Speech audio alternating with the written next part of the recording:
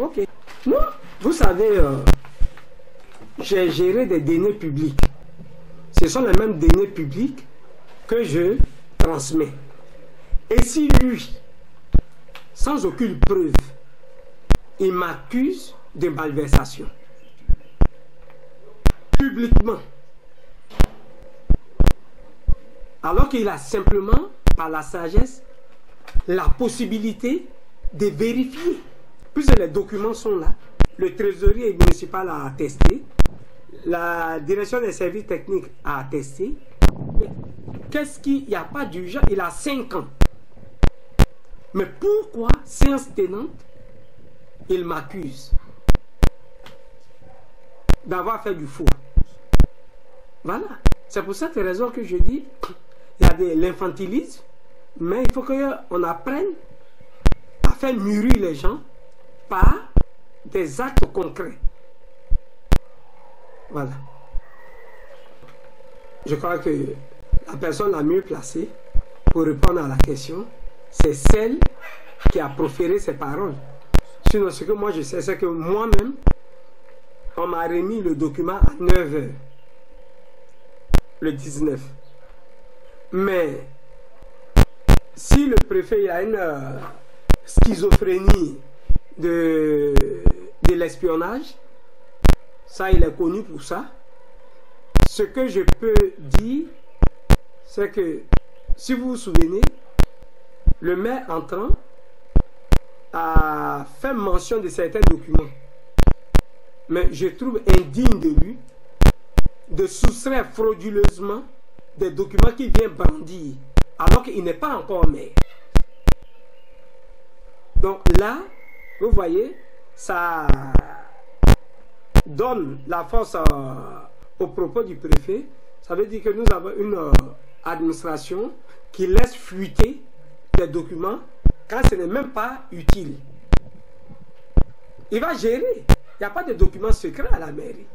Dans tous les cas, selon les dispositions de la loi, le citoyen lambda peut se rendre à la mairie et demander par écrit à consulter n'importe quel document. La loi l'autorise. Donc ça ne sert à rien de faire fuiter des documents.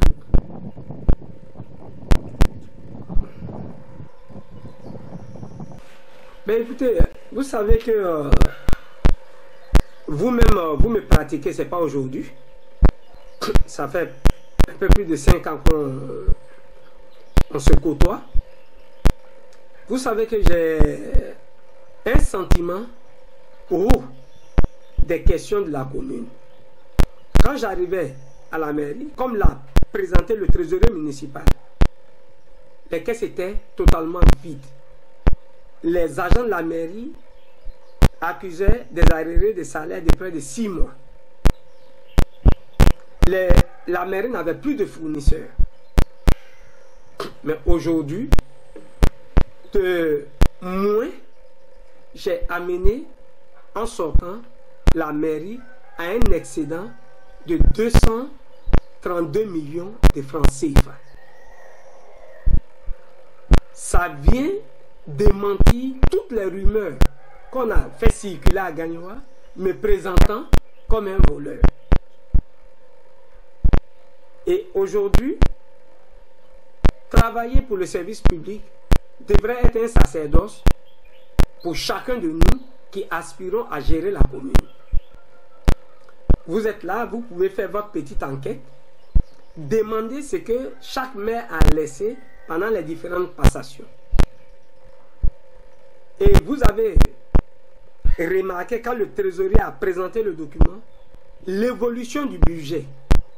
Nous sommes passés de 500 millions, 400 et quelques millions, à près d'1 milliard en 5 ans. Ce ne sont pas des chiffres que nous alignons, mais c'est le fruit du travail que nous avons abattu pendant les 5 ans. Donc, je ne peux que féliciter l'équipe qui a travaillé avec moi, féliciter les agents de recouvrement, féliciter tout le monde, le trésorier municipal, pour leur collaboration, surtout leur sens du service public. Voici un peu ce que je peux dire à ce niveau. Et mais vous avez parlé de l'argent qui est resté, mais parlons de l'argent qui a été dépensé. Nous avons un bilan qui est particulièrement éloquent. Au niveau de l'éducation, nous avons construit le lycée de Goudiabré avec la fondation Atef au Maïs. Nous sommes la seule mairie de Côte d'Ivoire à avoir réalisé une telle prouesse. En termes d'école primaire, nous avons construit à Maïdio, Afrique du Cour, Garayo, Dali Guépa, Delbo 2. Nous avons construit un centre de santé à Delbo 2. Nous avons électrifié Delbo 2. Nous avons mis des transferts à Sokora et à Odinakourani. Nous avons fait les ouvertures de voies dans des quartiers qui ont été lotis depuis plus d'une dizaine d'années, mais où l'accès était impossible.